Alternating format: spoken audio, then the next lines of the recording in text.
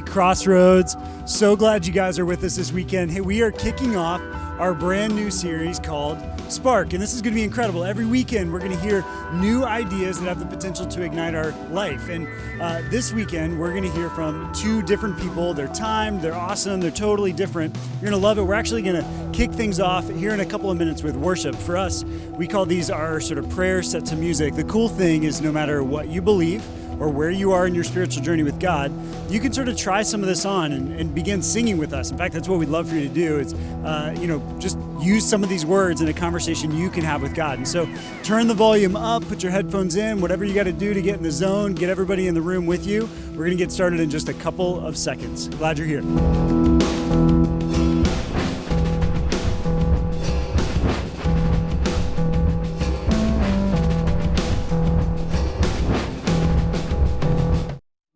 Hey everybody, welcome to Crossroads, and thanks for joining us on Crossroads Anywhere as well. My name's Aaron. I'm the worship leader down in Florence, but man, I'm excited to be up here with you guys today. We're going to have some fun. We're starting a brand new series today called Spark, where we will be sharing ideas with each other to help ignite our lives. So why don't we stand up? We're just going to spend some time worshiping and inviting God into this space.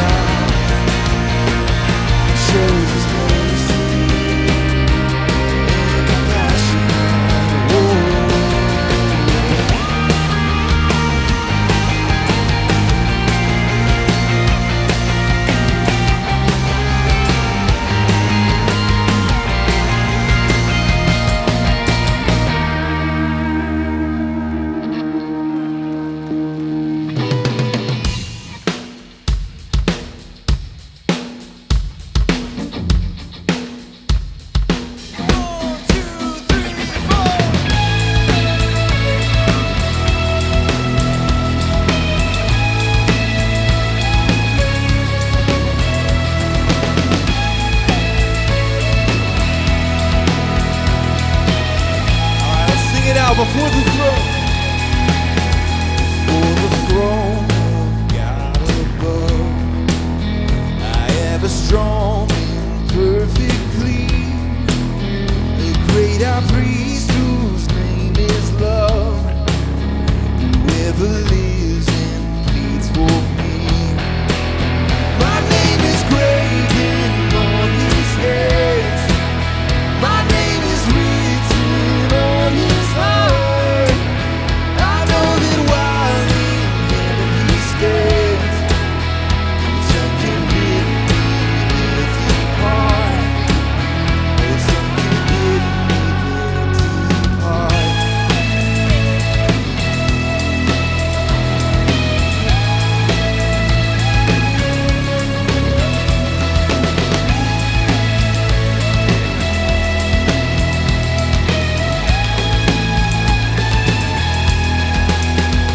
Satan tempts me to despair.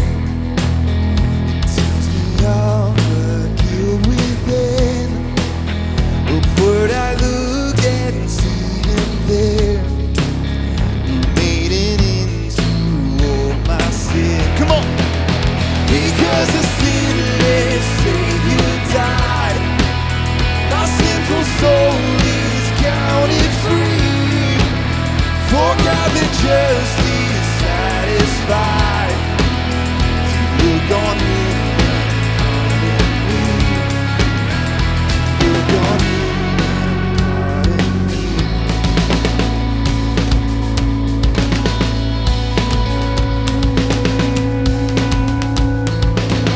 Behold him there, the risen Lamb, my perfect spotless righteousness, the great unchangeable I am, the King of glory and of grace. Sing it. One in himself I cannot die. My soul is purchased by his blood. My life is hid with Christ on high, with Christ my Savior, my God. Because the sinless Savior died, my sinful soul is counted free. For God the just is satisfied to look on him and pardon me. To look on him and pardon me.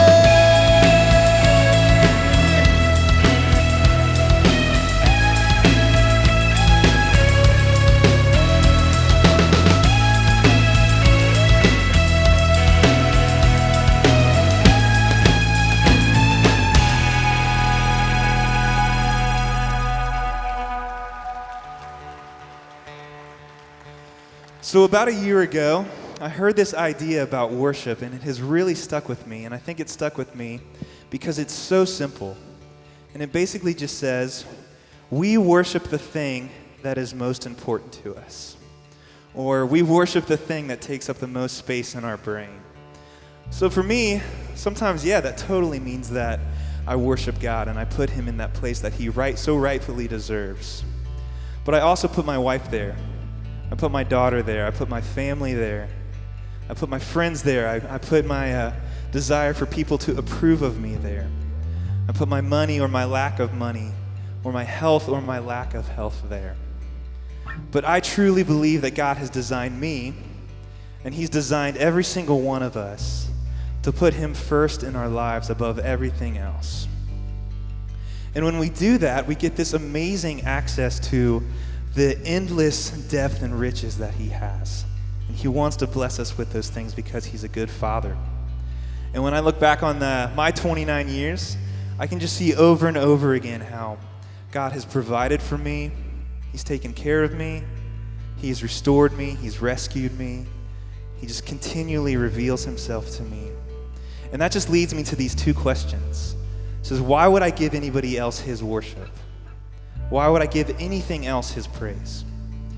So we're going to share a new song with you guys right now. We're going to teach it to you. We're just going to sing this chorus a couple times, and then we'll go from there. Sound good? All right. Well, 1, 2, 3, 4. I give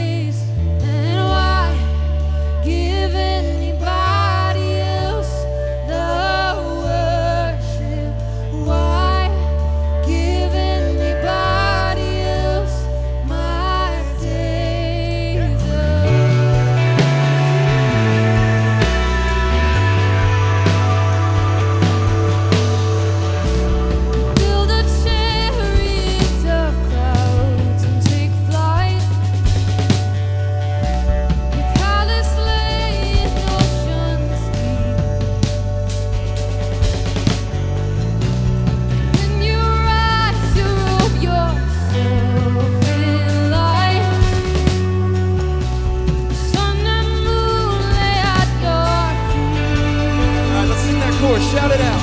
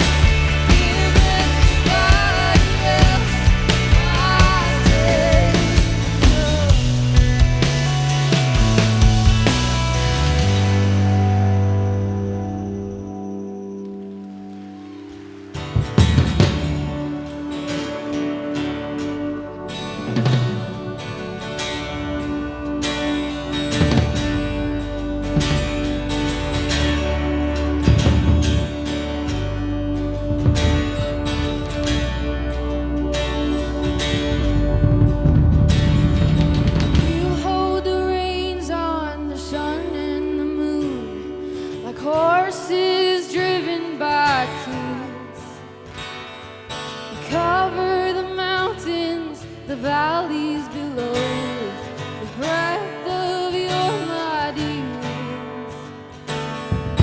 Treasures of wisdom and things to be known are hidden inside your hand. And in this fortunate turn of events, you asked me to be your friend. You asked me to be your friend.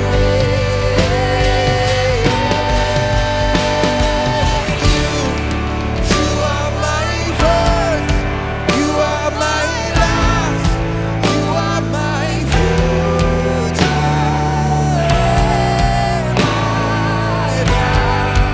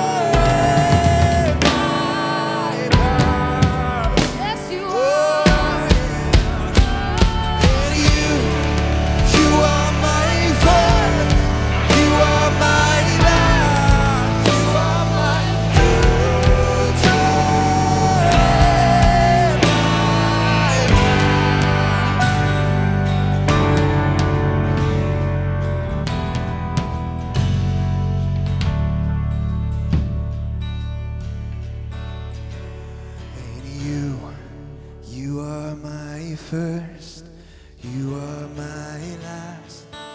You are my future in my past. And you are my first. You are my last. You are my future in my past. Let's tell him he's a good father. You're a good, good father. It's who you are. It's who you are. It's who you are. And I'm loved by you. It's who I am. It's who I am. It's who I am. You're a good, good father. It's who you are. It's who you are. It's who you are. And I'm loved by you. It's who I am. It's who I am. It's who I am. Tell him he's perfect. You are perfect in all of your ways. You are perfect in all of your ways. You are perfect in all of your ways to us. Yes, you are. You are perfect in all of your ways. You are perfect in all of your ways. You are perfect in all of your ways to us. Just our voices, everybody. You're a good, good father. It's who you are. It's who you are. It's who you are. And I'm loved by you. It's who I am. It's who I am. It's who I am.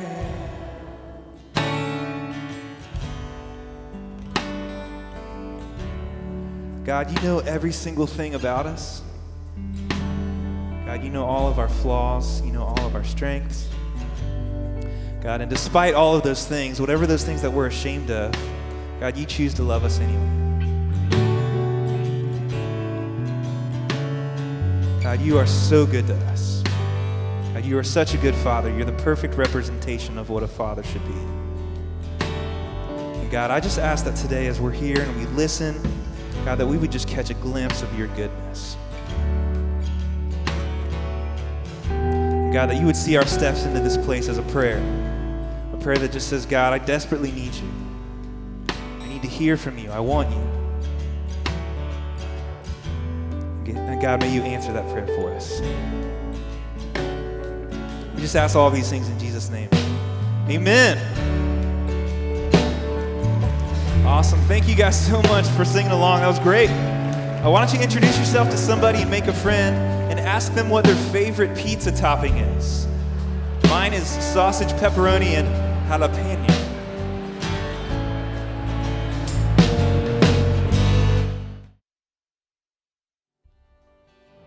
Hey guys, welcome to Crossroads. My name's Matt. I lead Crossroads Anywhere. Special welcome to dads. I'm a dad. Happy Father's Day, guys. I have two little boys at home. This is only my really second ever Father's Day. So I'm still in the world of getting the finger painted things or the mugs with pictures on them. I hope this year something happens for you this weekend that makes you feel super honored. I know the topics and the teaching that we're about to enter into is really going to be directed at you guys, dads, and really going to be beneficial for everybody, but it's going to be a special weekend.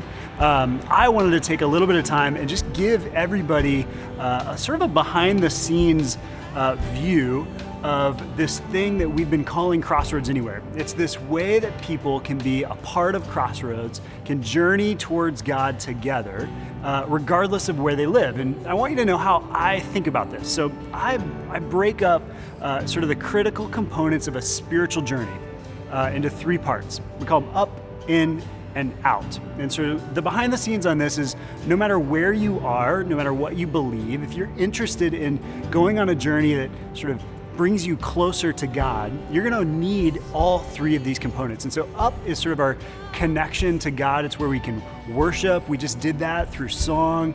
It's where we might pray. It's where the teaching that we're going to receive. And so you can think about your sort of attending on the weekend as a component of your up. It's connecting you to God in a unique way, and in community, and it's been really exciting. We have thousands of people every weekend who connect with God, and through Crossroads, join and sort of watch online every weekend. And you're one of those folks, and we're really excited about that. We think it's a really important part of the spiritual journey, but it's not the only one. And so we always talk about Crossroads as being a team you can belong to, not really like a TV show that you can just watch. I grew up playing soccer. That was sort of my team sport. That was my world growing up. I absolutely loved it. I don't know if you're a soccer fan. Some people think it's boring. I think it's riveting. And yet, whenever I go to watch a soccer game, I'm always like itching on the sidelines. I don't know if you've ever tried to watch a soccer game on TV.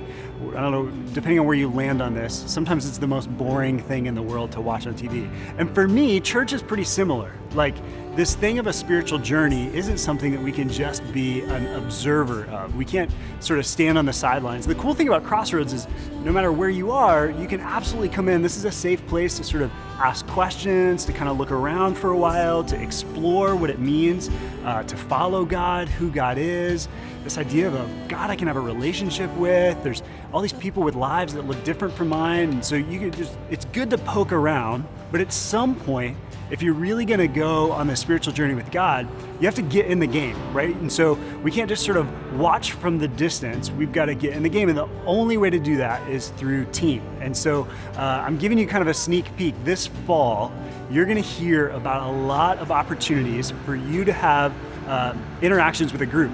We want everyone to be in a group, to know people and sort of be known at Crossroads, to take this big movement and make it really small. That's the in component. So up, in, and out. The end component is this ability for us to sort of deeply belong, have friends who know us, who we do life together, and we get to grow together. And so that's really what I want for you. So if you are attending on the weekend, but you're kind of doing it on your own, I want to give you some opportunities to get on the team. And so one opportunity that people have taken advantage of is they've become hosts, community hosts. So this is a really cool thing. Church was never meant to be relegated to really big buildings or special sort of structures in certain cities. Church is where believers and people who are journeying towards God gather together. They have a sense of mission in their life, and that can actually happen in your home. We have over 120 people who have signed up to be community hosts. That just means they open up their living room every weekend for people to come and attend Crossroads in a community all over the country and really the world. And that can be you. I would love for you to take that sort of plunge. And you don't have to know what you're doing. You don't have to have gone to seminary. I haven't gone to seminary. All you have to do is have a willing heart and really just a TV or a laptop that people can gather around where you guys can all connect with God together on this journey. And so a way to do that, if you want to become a host, on live.crossroads.net, where you're probably tuning in and sort of attending right now, there's a little button you can click that says sign up to be a Crossroads host. We'll get you all the information you need. We'll equip you to do this. It's an absolute blast, and you get to start seeing life-changing community happen in your own living room, which is incredible.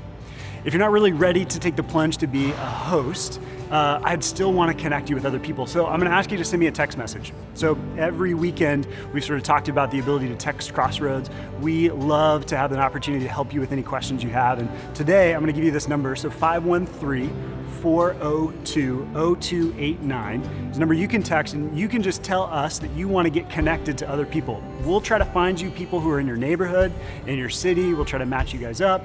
It could be a Google Hangout, a virtual. At the end of the day, I just want you to know other people who are journeying towards God along with you. And so just don't hesitate. I would just say this is a risk worth taking, and it's a really key component of the spiritual journey. The third part of this journey is out. So we've got up, in, and out. And out is a sense of mission. So a really exciting thing about being on the team is we feel like we're called to something greater than ourselves. And we do that a lot around here. And so we've had massive citywide service projects. We've given away millions of dollars. We've sent people to different countries to serve people who have less than us. There's just incredible things happening at Crossroads. And one of the ways that we sort of get in the game around here, and I would encourage you to sort of experiment in this, is through giving, through generosity. So I just want to encourage you to do that, experiment with that at some level, and give to the mission. It's one of the best ways to sort of play in the game and be a part of the team. And to do that, I would recommend going to crossroads.net/give. You can do one-time giving there, or what I do is I now have it set up so that every week something gets taken out of my bank account, so I both don't have to worry about it, and I can plan around it. And that, to be someone who plans generosity is just, I can't even tell you the amount of freedom that comes from that. And the really cool thing is we get to hear stories of people whose lives have been completely changed because they've gotten to hear about Jesus in a language they can understand, because the generosity of everyday people.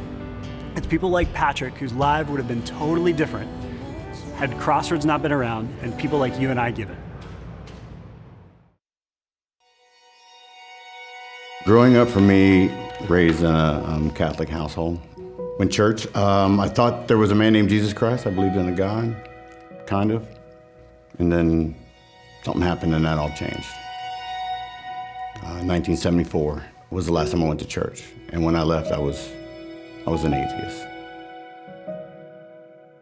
The darkest moment in my life was when I lost my best friend of 37 years due to suicide and depression.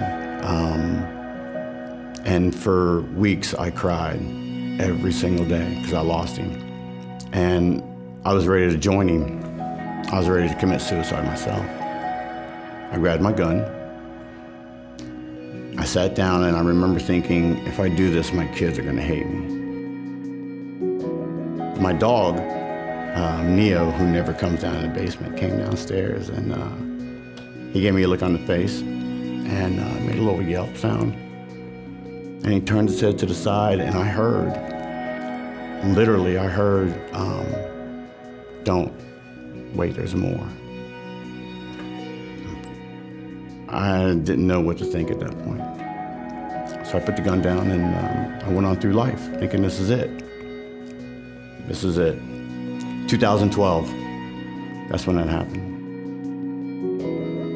2015, I get a letter in the mail from a woman saying that she was adopted and the birth mother said that I'm her father. The minute I saw her, I knew she was mine. So we got to know each other and I had asked her, I said, hey, you know, what are you into? You know, thinking bowling, tennis. She said, I go to church. I said, okay, we'll go to church. It was during the Daddy Issues segment. Get that, I meet this daughter. And I go to church for the first time. And daddy issues, right? And I cried. Oh my God, I cried. And I came back the next weekend. And I haven't stopped. And then I saw a video for the God experiment. And I was told that it was for people who had little to no faith. They gave us a yellow sticky note, and they want us to write down why we were there. And I wrote, you know, who is God? What is God? At the end of the class, they gave us that sticky note back. I immediately grabbed my pen and I wrote, who is God? He is Jesus Christ. And what is God? He's a good, good Father. I have a relationship with God, and I love it. Absolutely love it. That's it. That's good. I did it without crying. The incredible thing to me about Patrick's story is that Patrick isn't the only one. God is literally impacting the lives of hundreds and hundreds of people all around Crossroads. People have leaned in and said to God, and I want more of you. And if that's you, I have two opportunities for you. We'd love to pray for you. So if there's something going on in your life you want prayer for it, I want you to text that to us. And so that same number, 513-402-0289, send us something that we can pray for you for. We'd love to do that. And if you're sort of in and around Cincinnati at some of our sites in the city, we have a night of prayer. So you can go to crossroads.net/night of prayer and learn more about that. It's happening this Monday. We're gonna kick off our sort of Spark talks because we want something to be sparked in each of us. And so every weekend, we're going to hear from two people whose talks and ideas might be totally different from each other. But our hope is that there's something in each of them that sparks something in you that draws you closer to God. Our first one is Catie, who's figured out how to forgive people, even the very people who wanted her dead.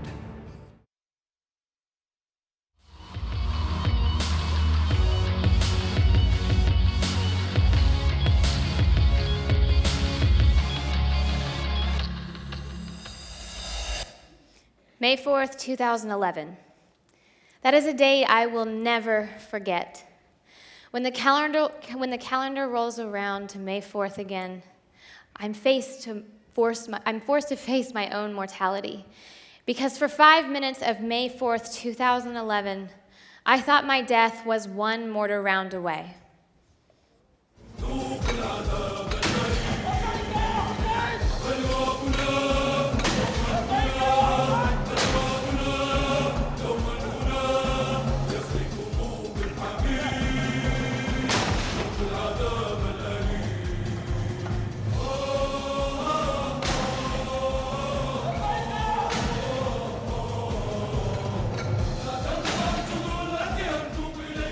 Now, I wanted to show you that video because I was on the receiving end of those very mortar attacks you just saw.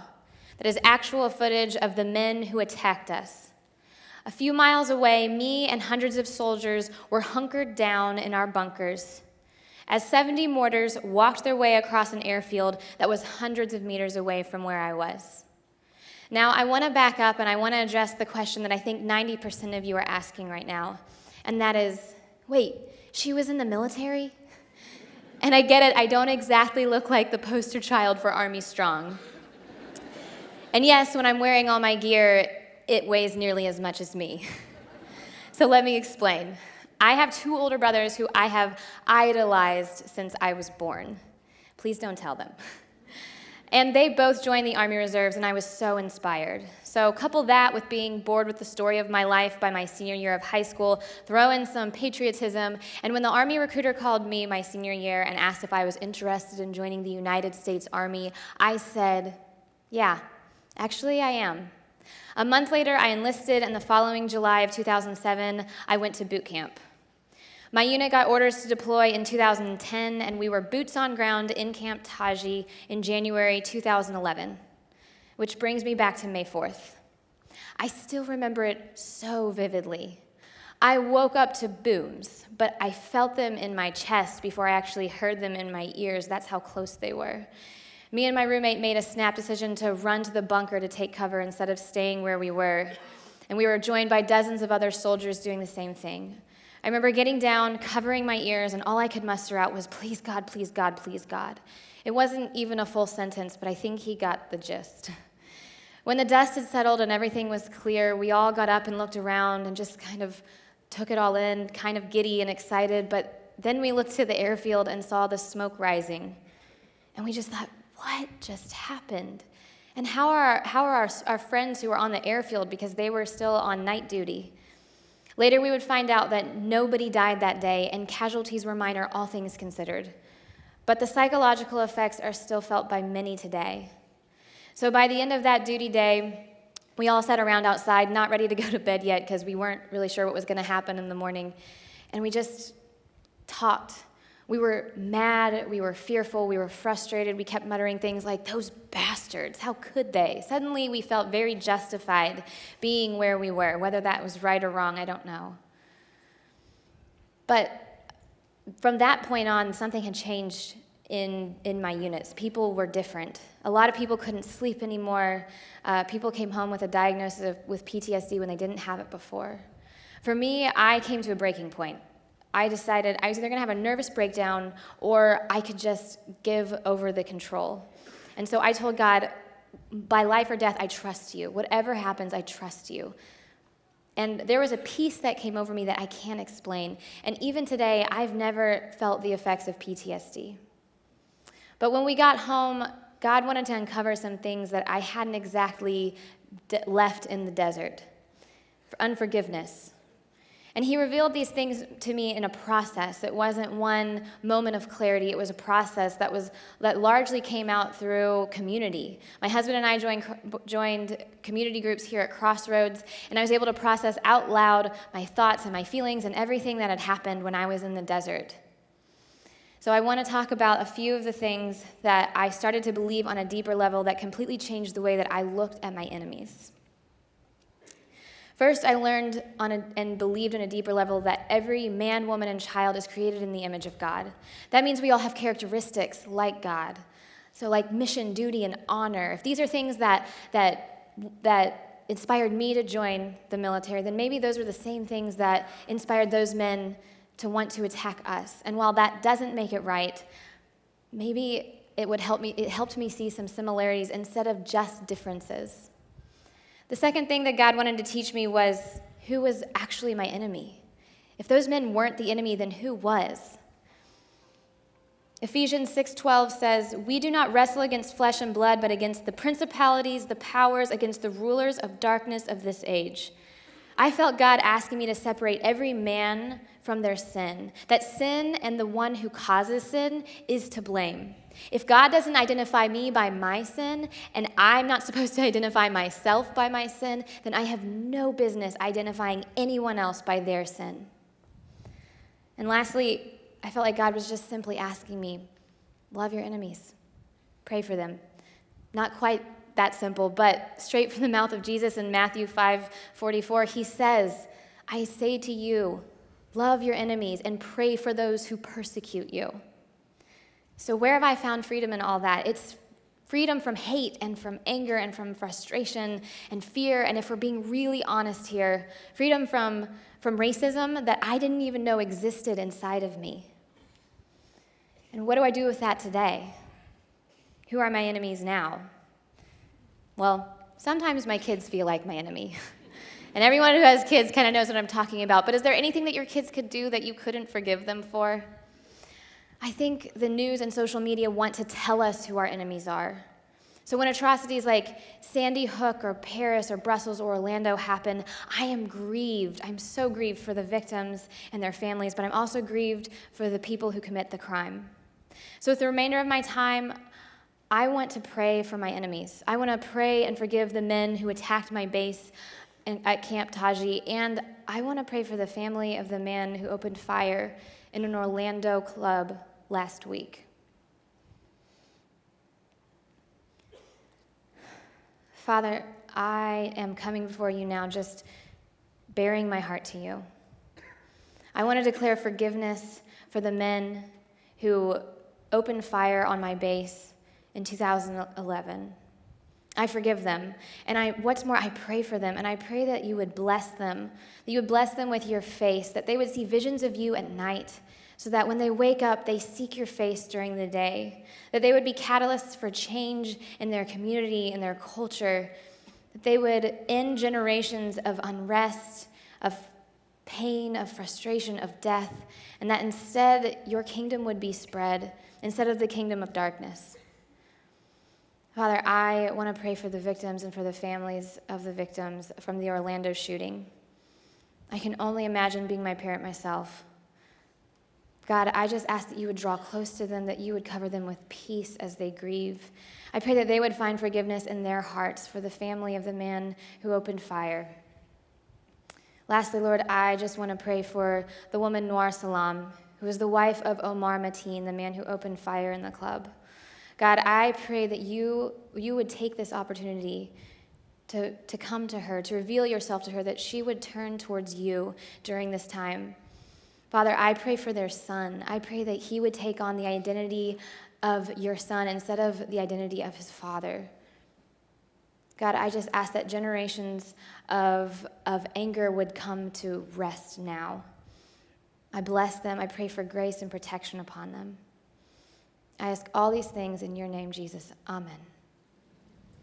Thank you for letting me share my story.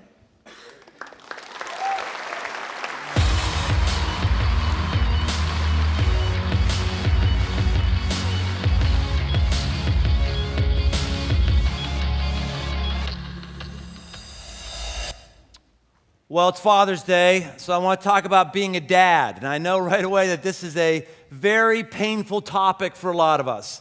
A lot of us have had absent father figures. We've had an awful father figure. A lot of us are heroic single mothers. And you were just doing it all as a single mom. And it's a sore reminder that something is broken in our world, that there's not a man by your side that's helping you raise your kids. And yet, there's something powerful about a dad that we can't deny that I want to speak into today. Why is it that God in the Bible is always referred to as a father? Now, God has stereotypical masculine qualities. He absolutely has stereotypical feminine qualities. But why is he referred to as God the Father, not God the Mother? I don't know really, but one theory is that there's just a power that comes from a dad. And we all know this. We know this. We know that our moms, they may tick us off, but they can't jack us up like our dad can. I mean, we get upset and flip off the thing, but then we go off the rails because of absent or unhealthy fathers. The book of Ephesians chapter 6, 2-4, it says this: honor your father and mother. Fathers and mothers are equally valued before God. This is the first commandment with a promise, that it may go well with you and that you may live long in the land. Fathers, do not provoke your children to anger, but bring them up in the discipline and instruction of the Lord. Calls out dads. Dads can provoke anger and hostility and bitterness to a more extreme degree than mothers can, and especially when they're absent. So today we might get excited about being a dad, we might get excited about thanking our dad, or we might get excited about at least valuing the role of having some father figure in my life or in our family. There's all kinds of really bad ideas that are in our culture around fatherhood. One is that fathers aren't necessary. You just see that from the media and the way the fathers are portrayed. And they absolutely are. You do the Google yourself. Just Google the effects of fatherless homes. Just Google the advantage of having a dad, and you'll see economic indicators, emotional indicators, health indicators are all up in the right when there's a strong, healthy male in a person's life. And this doesn't even have to be a DNA dad. This can be simply a father figure. Very, very clear. Another misnomer in our society is your age makes you a man. It doesn't. Being 18 or being 21 doesn't make you a man. You can be a 15-year-old man and you can be a 35-year-old boy. Has nothing to do with how old you are. Another misnomer in our society is if you do certain masculine things, then you can be a man. If you get a tattoo, if you drink, if you bag a bunch of women, if you have a bunch of money stored up in the bank or a lot of digits in your bank account, if you have got accolades on your wall, then you're a man. No, and you can have all and any of those things and not be a man. There's five things that a man has, 5 marks of a man. And these marks are the same marks that I'm going to call out in dads today. Number 1, vision. Vision. A dad is about vision. We in our country, we are in a perpetual state of adolescence. We exalt adolescence. It's our currency in pop music. It's the way we sell beer. It's the way we have our jokes. We're all adolescent all the time. And I like adolescence. I like junior high humor as much as the next guy. Anybody who's been around here, you know that's the case. But it's different liking junior high humor than actually being a junior high kid for your whole life. We actually authenticate this behavior and we actually give young males permission to act like idiots. We call it adolescence.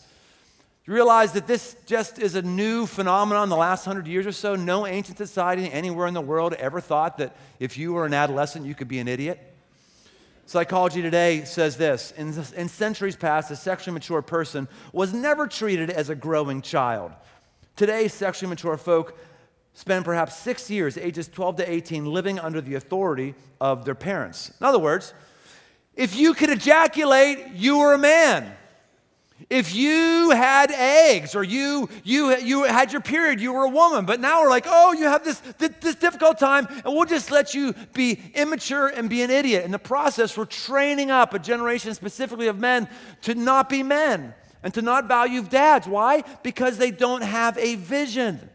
You, by the way, you may not have DNA kids right now. You may never have DNA kids, but you can have the value of a father in your life. You can be a dad. In the book of 1 Thessalonians chapter 2, verse 11, it says this: or you know how, like a father with his children, We exhorted each one of you and encouraged you and charged you to walk in a manner worthy of God who calls you into his own kingdom of God.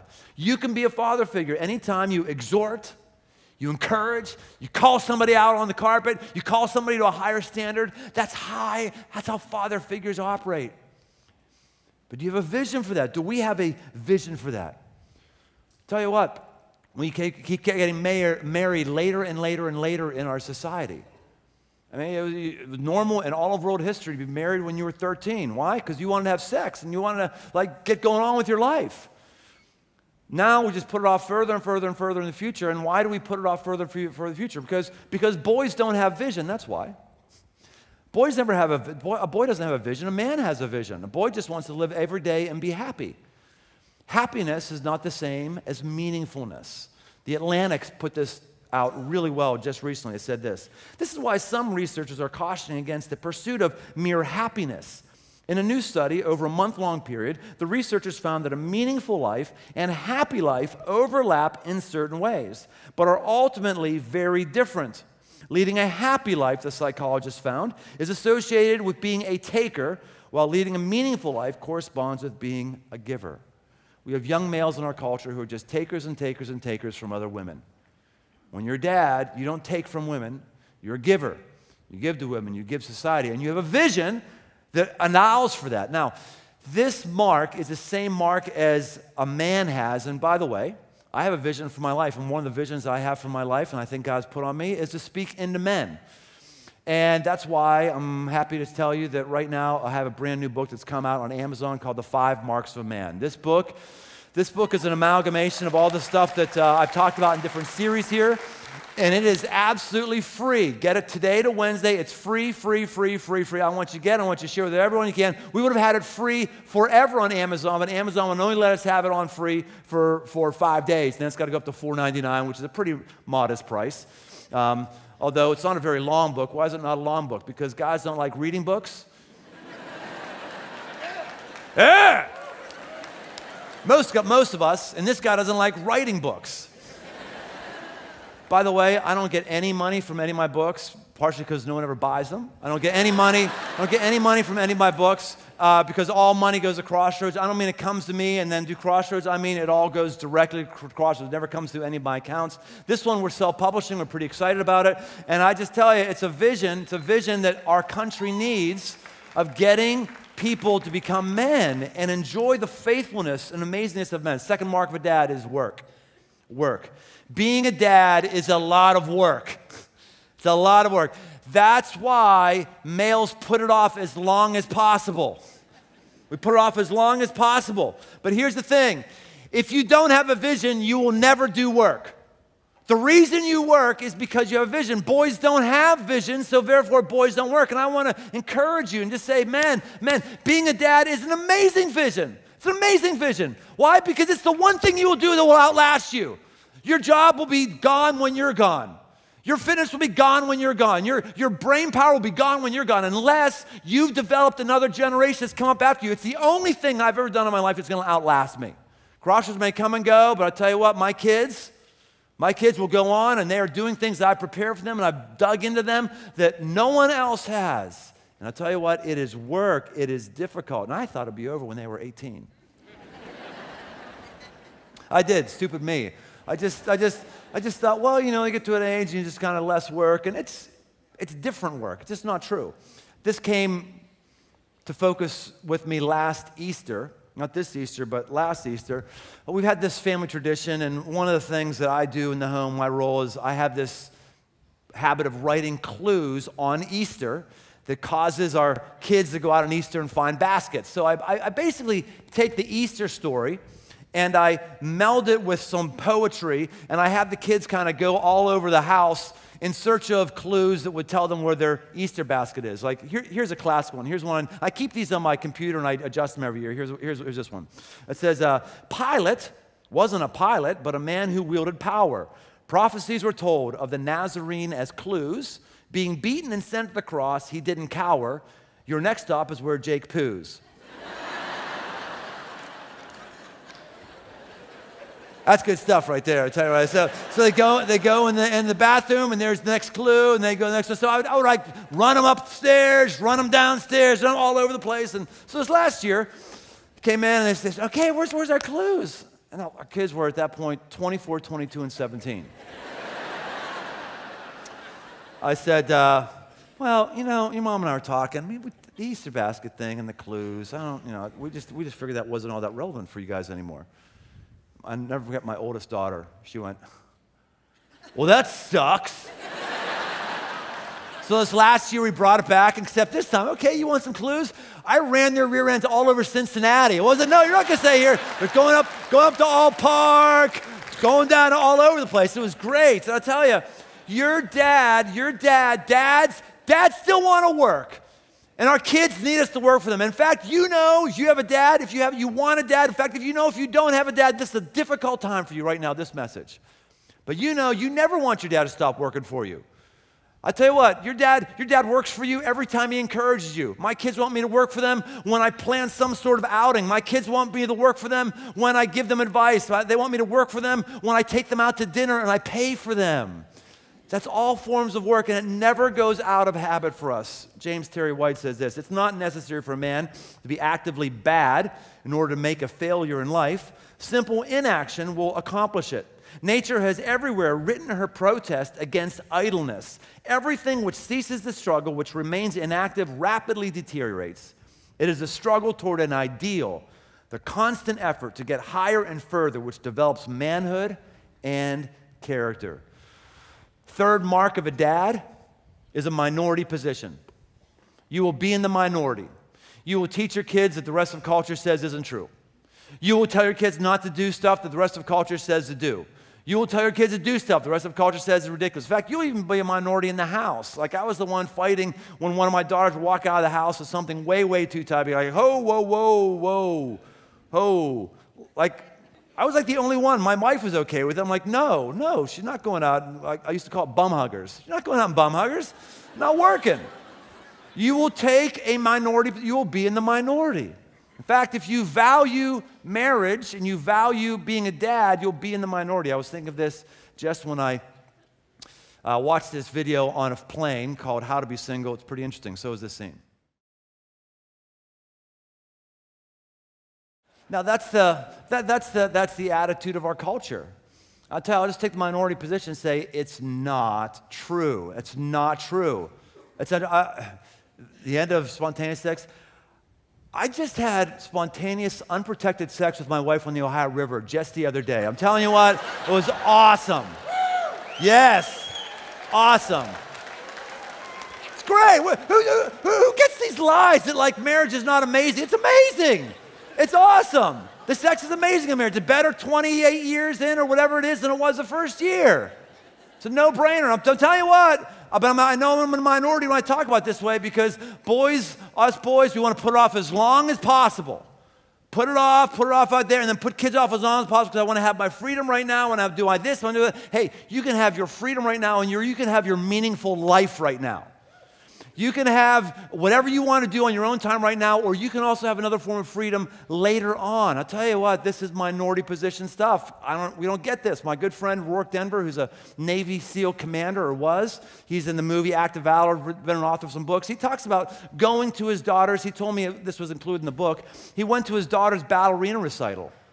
2 daughters he has. And this guy who was there, no guys go to ballerina recitals. They always like opt out, let the woman go. I don't want to go. Well, Rourke was there. And so was this other guy who apparently was there only because his wife told him he had to go. So he's there and he sees Rourke, another guy. He figures, oh, you're like me, you don't want to be here. And he says, hey, well, gosh, we should be out shooting guns or something like that. And he kept egging him on. He said, next time he said, you know what, dude, seriously, let's like leave here and like do some shots because like I'm really hurting here right now. And finally, Rourke just looked at him and said, hey, man, I don't know you, but let me tell you something about me. I love my daughters. I love my daughters, and I love that they're a ballerina, and I wouldn't be anywhere else other than right here, so I just appreciate you not talking to me that way anymore. Awesome. That's a minority position. Men love ballerinas. Dads love to be present when that takes place. Number 4, protector. Protector. A dad is a protector.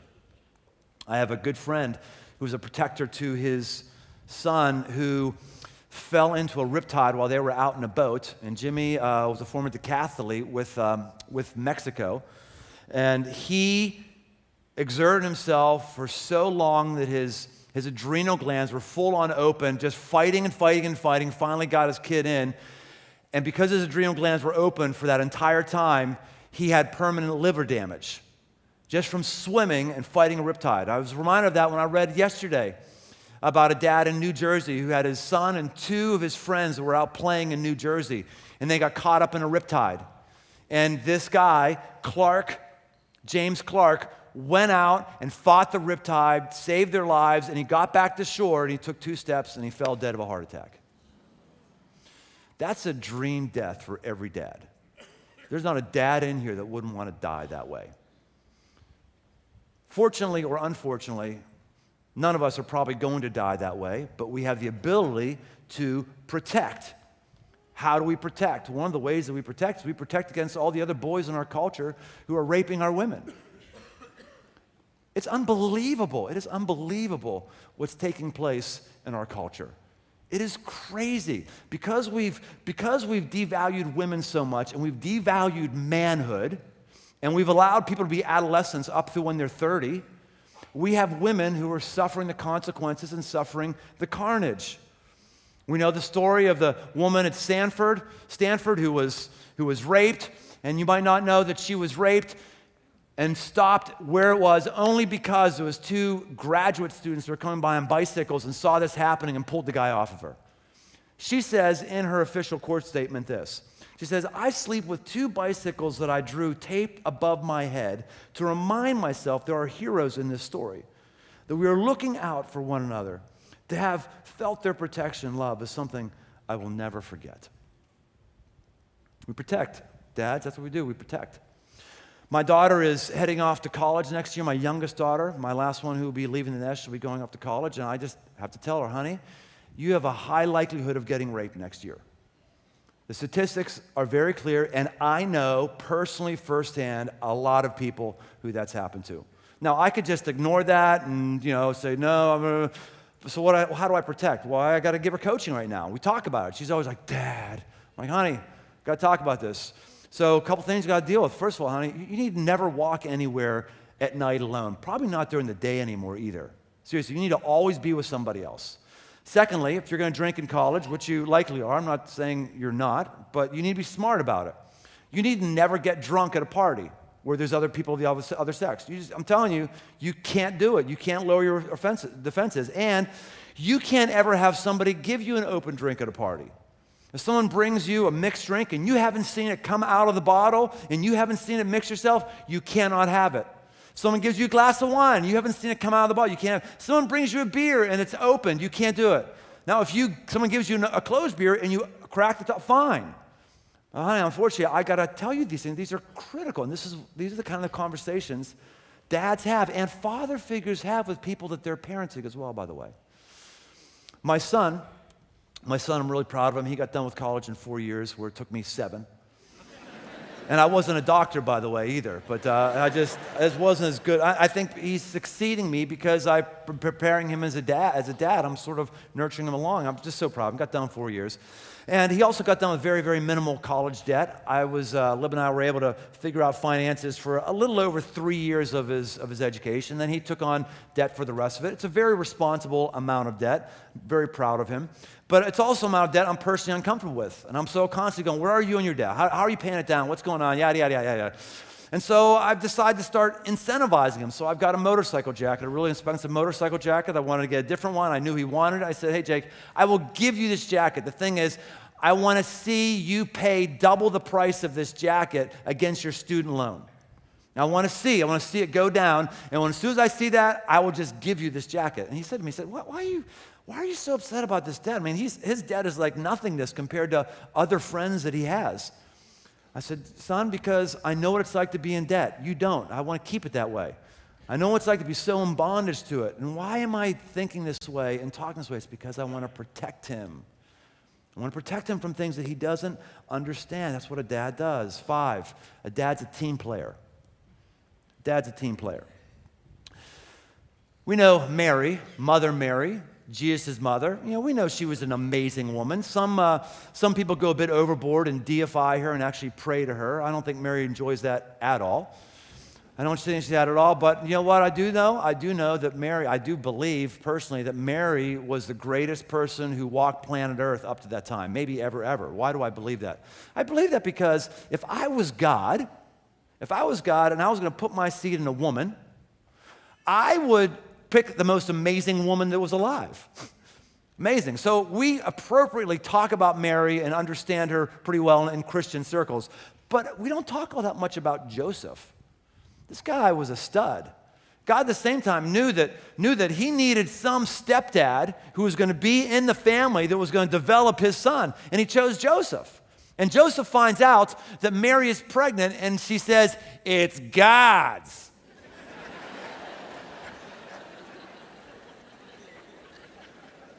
Matthew 1:19 says this, "And her husband Joseph, being a just man and unwilling to put her to shame, resolved to divorce her quietly." He's a just man and doesn't want to put shame on her. And then, of course, God miraculously talks to him, and he gets it. But this is how he sees. See, Joseph is a team player. I'll tell you, the best team you can ever be a part of, is a marriage. I'm telling you right now, I'll talk to young males, the best thing you can do for your life is to get married as soon as you can.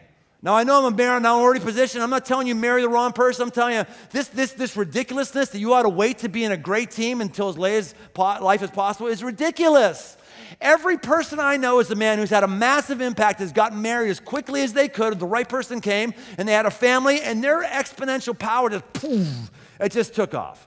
The best team you can ever be a part of is a marriage. And the best thing you can do to further your life, to further vision, to make sure your life matters is to have a kid. Have kids. It is crazy. And I am grieved that our culture just puts boyhood on us and wants to squash all of us into boyhood and keep us as little immature ninnies that never grow up and use our pair appropriately. It is awful.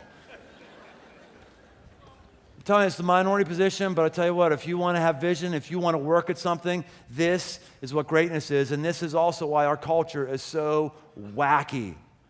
It's hurting, and we see cues in nature all over the world. One similar cue is, many of us have been to South Africa. We've had, 2,000, 3,000 people from Crossroads go to mission trips in South Africa, and many of us have gone to Kruger National Park. We go to see all these crazy, great animals running wild.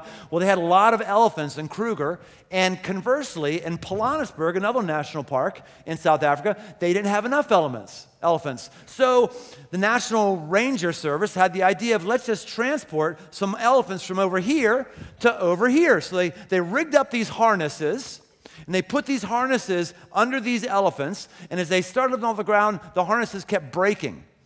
Now, fortunately, it wasn't like 30 feet up in the air they were breaking, but just when they started, it would snap. So they said, well, let's get the smaller elephants.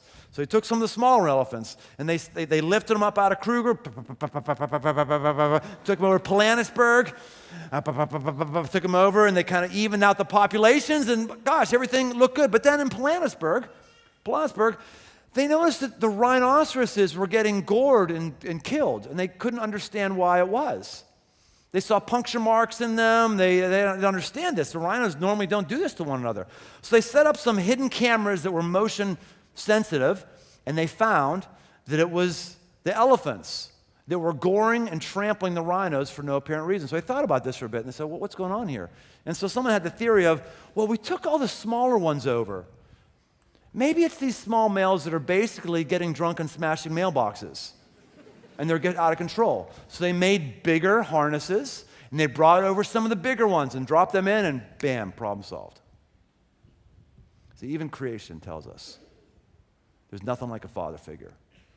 There's nothing like a father figure to get things. And I'll tell you what, dads, father figures in here, it's time for you to start getting things right. It's time for you to stop being sensitive to how people are telling you to keep being a boy. Time for you to man up and be the dad that God has called you to be and that everybody around you wants to be. Our country needs you badly. I'll give you one last push. So this book goes available And I want you to get it for free when it's worth the money whenever it comes to be paid for. By the way, print copies will come out in 3 weeks. I want you to give it to every person you know. This is an epidemic in our culture I believe God's given me a vision to speak into. And everyone needs to have it. In fact, if you're a woman in here and you're dating somebody, you need to read this book like now. This is great discussion with whoever you're dating. And if they don't want to have that discussion because they're not lining up these marks, head for the hills, take off. I'm telling you right now, these things are primal. They're where we are. And I want the best for you. I want the best for you as a dad, and I want the best for you as a mom, and I want the best for you as a son and a daughter of the ultimate Heavenly Father, God Himself. So God, I thank you that you have worked in this place, and you are working in this place. God, connect father figures with children, whether they be 6, 16, or 26. Connect fathers with their DNA kids coming out of here. And God, thank you for being a good dad. Amen. All right, hey, as we leave and take off, we're going to do a song as you walk out. And also, hey, summertime, oftentimes we're out of town. That's okay. But hey, remember this.